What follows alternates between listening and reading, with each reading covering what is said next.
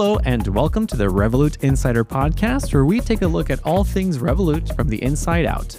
I'm your host, Alex Carril, and joining me today is Pierre Cahuzac, Head of Product for Revolut Business. Hey, Alex. Pierre, it's great to have you here because I remember catching you on an internal town hall some time ago. It seems you've worn a lot of hats in your career: film director, judo instructor, and now you're leading Revolut Business's product strategy. The judo instructor or the film director were very short-lived and more of a side thing than anything else. Product has been my main occupation, really. I think it's mostly data and consulting that shaped how I'm doing product now, trying to be as data-driven as I can be and to listen to customers and try to structure problem solving, because we move at pace here at Revolut. Yeah. And if you don't have structure to guide you through decision making and data to make sure what you're doing is actually the right thing, it's pretty tricky. And especially when you're designing and reimagining the future of Revolut Business. We are trying hard, for sure. You've also recently won an award for your work on the redesign of Revolut Business, which we call RB5. So congratulations on that. Thank you very much. It's really the team. My name was on the list because I was project managing it. But what's truly incredible about RB5 and how we delivered it was that about 500 of us across many functions, obviously product engineering, but also copy, legal, marketing, worked together tirelessly with an amazing sense of ownership. And it just clicked. So what justified the award, I think, is the hard work of every single of these 500 people. These awards recognize people and teams that personify our core values and really went above and beyond their work. So for you and the RB5 team, it was about getting it done. How do you think this concept of get it done applies to the work that you did? I think RB5 is the embodiment of the value for sure, because we had to redo the entire app on web and on mobile. And that meant we had to pause development. We had to stop building new features altogether. So we wouldn't build it in the old version and the new version. It'd be a waste of resources. Exactly. And obviously, the longer we take to ship the new version of the app, the longer we stay without introducing new features. And this is very costly for us, because one of the things that makes Revolut and Revolut Business in particular stand out from PAC is our ability to ship new features extremely quickly. So this time, we had to change the information architecture, the design system, so the entire look and feel and branding and how our information is organized, so that it becomes more customer-centric. That was the main goal of this redesign of the app. And we redesigned the whole thing in 3 months and then rebuilt the whole thing in 3 more months. Wow. Which I don't think has ever been done in the industry, frankly. So that was unbelievable. I was so impressed with the commitment from everyone in the team. Some engineers chose to change their holiday plans so that they could finish it on time. There was a real commitment. I think everyone cared about the outcome very much, and we were all in this together. It was an amazing experience, for sure, the one I'm most proud of. You mentioned making sure that it was as customer-centric as possible. So is that the goal behind the redesign?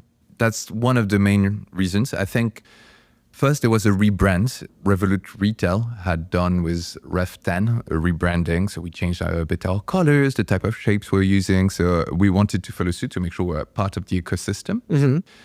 We also realized that our web app was too mobile-esque, if you know what I mean. Okay. And we wanted to leverage the real estate that we have on a computer screen a lot more, so that our power users, especially larger companies, can do what they have to do more efficiently, especially for large volume of information. And finally, we had been relying on what we called the hub, where all of the different features we're shipping very quickly are gathered in one place, and a business user can go to the hub, choose which mini app they want to use, and go for it. But this is how product owners think about it. We ship features, we enable people with these mini apps, but that's not how our customers think about it. They think about a job to be done. They want to manage spend. They want to deal with their spare cash. They have these use cases that are key for them, and our features enable these use cases. And our new information architecture, the way we've organized the different features we have together in the app, follows this rule. So understanding what was the job to be done and how can we bring things together in a way that speaks to our customers. What are some of these core innovations that came along with this redesign of RB5? It's hard to pick one, but some of the exciting new use cases we've enabled was for bill payments. Now, if you receive a bill, typically you receive an email with a bill, it will automatically create a draft payment with everything filled in. You'll get a push notification, you click on it, you approve. The payment will be scheduled for when the bill is due. Mm-hmm. And once it's paid, it will be automatically reconciled with your accounting software. Wow. That's bill payment done. It used to be a fairly tedious piece of work. You have to make sure you have the right bill tied to the right payment. And now you can also do that in bulk. You upload a lot of bills and you've got your draft payments that are ready for you to check out with all of the spend controls on top of it. It's not just about having the ability to bill pay through Revolut Business, but it's a matter of how can you take this even further to simplify it? So for someone that just has to approve it because it's already done for them, it's really kind of next level. People are surprised by how easy it is. And one of the things I love about Revolut Business is that we're building features that are very sophisticated, that were usually only for larger companies. And we've democratized them so that even smaller businesses can access these automations and all of these really sometimes niche features. So spend management can now be fully automated no matter how big or small you are. Same thing with treasury management. And I know that, on the retail app, let's say an everyday customer uses, we really listen to customer feedback to redesign and get the best features out there. How has customer feedback from businesses influenced Revolut Business now? It's at the heart of everything we do. We try to keep an ear to the ground with each and every one of our customers, either directly by talking to some of the customers we've gotten to know over the years, or via our sales team as well, where we aggregate feedback and try to understand the pain points that people get, and also via chat when people go to talk to our support agents. We need to understand what was the issue they were trying to solve. And once we understand the problem they have, our job as product owners is to find a solution that will be sometimes a lot simpler or very different to what they would have envisaged. We try to use innovation and technology to find an elegant solution to problems. But first, we need to understand what the problem is. And that feedback helps to understand what customers want. Exactly, yeah. So for customers, when they use Revolut Business, what's something that you think will stand out to them? The quality of the app and how pleasant it is to use. It's something that very few, if any, of our competitors have invested in. And the quality of it on mobile and on web. What's really interesting is we did some surveys, not just with our customers, but with business owners across the globe. And what struck me is as we see retail banking becoming more and more fintech driven, a vast majority of the business owners expect to see that same experience for businesses. And very frequently, they can't really find it. And this is where Revolut Business is pretty unique. And people usually, when I talk to them, just mention how pleasant it is to use the app, how things just work. Do you think that this difference is what's paving the way for Revolut Business to win in the financial landscape? The fact that we've invested into this from the get-go and that we keep making it better and better is what people talk to us about. That's usually the first thing they mention. The app is so pleasant to use. It looks so nice. And I think it's paving the way for success. It's becoming what people want and what they expect. So we have a good shot at doubling down on this. And we already see it in Europe, where one of the most downloaded banking app in the business landscape in most countries. And we did a great job at being globally relevant very quickly. Now, a lot of our efforts are geared towards being locally specific, and we can see it working really well. We can see they use Revolut Business to pay their taxes, to pay their employees, to pay their bills. We've mentioned bill pay earlier and how we've automated this. We also have the ability to do bulk payments in a very efficient way. So for salaries, this is really useful too. You're kind of talking about the financial features that Revolut Business offers, but how do you think Revolut Business supports the needs of small businesses and larger enterprises? I think what would strike people is that we get them, that we understand the problems they have, and that we're using innovation and everything we've learned about building products throughout our journey, including on the retail side, relevant for them. We hear often that businesses are tired of dealing with different partners for different aspects of their financial lives. So spend management is with one partner, FX is with another one, making sure you leverage your spare cash is another one.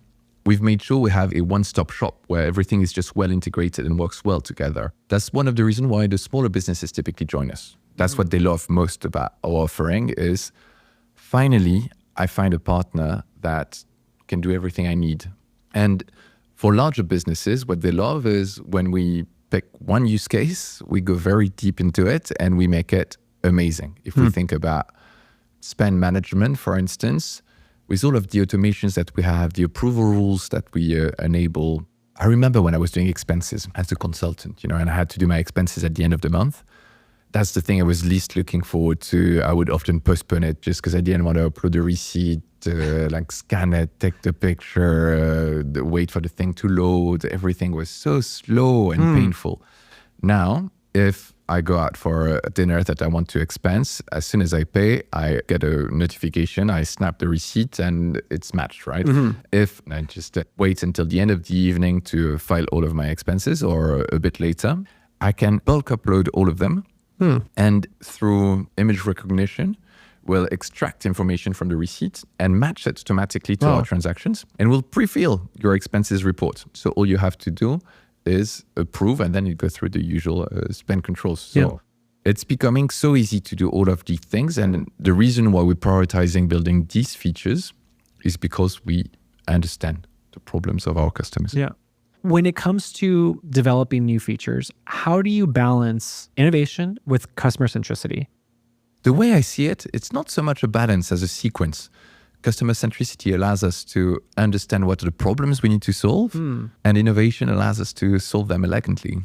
So it all goes together. It very much goes together, yes. What about for you, Pierre? What's something that surprised you most when you did launch this new version of Revolut Business? First, I was surprised that we managed to do it well and to do it so quickly. The challenge for me in this case was to, I've mentioned 500 people were working on it. It was to make sure they each had 500th of the project that they could own and deliver. And that I had not forgotten a 500th somewhere that would make the whole puzzle fall apart. So that was the first surprise. It worked. We had a functional product very quickly. The second thing that surprised me was how well received it was. We went way beyond the targets we had envisaged for RB5. They were finding the products they wanted more easily. And as a result, we retained a lot more. Even the onboarding rate went up because people understood and enjoyed the UI. I'm sure not only redesigning the mobile version, but also really improving the web version so that customers can choose how they manage their finances probably influenced this as well. For sure. We've seen cross-device behaviors a lot since the beginning, and it all worked before, but I think it's just more pleasant nowadays. It looks great, and it makes a big difference, and it should. Managing your finances isn't always the most exciting thing of your day, so if you can just make it a little simpler, I think that's great. Exactly. Well, on that note, we're going to take a quick break. And when we come back, Pierre, I want to ask you a little bit more about your career. Sounds good. And we'll be right back with more Insider Views. This episode of the Revolut Insider Podcast is brought to you by Revolut Business. Revolut Business is the automated financial platform for businesses, helping startups, scale-ups, and enterprises accept and make payments globally, exchange money at competitive rates, and manage their spending. To learn more, visit revolut.com/business. We're back on the Revolut Insider Podcast here with Pierre Cahuzac, Head of Product for Revolut Business. Pierre, let's talk a little bit more about you because you've had an interesting career trajectory. Can you tell me a little bit more about it and how you found yourself at Revolut? Well, it was a bit of a zigzaggy kind of journey. Initially, after studying maths and then business, I thought I wanted to be a film director.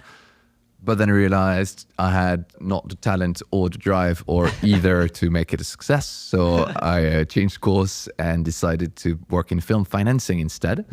This was fun, but after a while, I wanted to work in a faster paced industry. It was during the big data bang, so I worked in data science for a bit. Okay. That's when I could combine the going deep into technical aspects, but also think more strategically and about stakeholder management. I really liked having both sides of the equation. After that, I moved to consulting, more stakeholder management. There was still some technical aspect to it, But I realized in every project I was selling to customers, I ended up pitching product type of missions. So I'd end up building a tech stack or an analytics suite. What I really wanted to do was product. So quite quickly, I shifted to product. I went to a reasonably small one at that stage because I wanted to have all of the ownership I could have. You know, be doing the strategy and also work very hands-on with the designs and be at the heart of the marketing and working closely with the engineers. I wanted to have this 360 view that I lacked a bit when I was a consultant. I remember when Revolut pinged me on LinkedIn and they had sent me this YouTube video about what being a product owner at Revolut is. And I think the tagline was you're like the CEO of your own mini startup. And it basically describes everything I had been looking for. And I thought it's probably too good to be true, but I'll still give it a try. I went through the interview process and everyone I met during the interview process was bloody smart, and asking all of the right questions and at the same time trying to see the best in the candidate, in this case me. So I thought it was really enjoyable, challenging, but an enjoyable interview process. So yeah, I didn't think twice when Revolut gave me this offer 5.5 years ago. How have your past experiences from film to fintech shaped your leadership style and your decision-making? Having worked in data, this is like second nature now and something I rely on a lot. So I would always ask the people I work with, what's the rationale for doing something? And it needs to be anchored in data. So I think it helps have conversations on an even level, right? Where the numbers speak. When I was a consultant, I remember there was this client and I had meningitis. So I had to go in a hospital for a couple of weeks and we were in the middle of delivering the project. And because I wasn't around, the people from my team had to work directly with the customer. But I was relying entirely on me knowing what to do in my head rather than having a very clear plan that was properly documented somewhere. And so the next steps were nowhere to be found. And the team really struggled with this, so much so that we lost a client in the 2 weeks when I was off.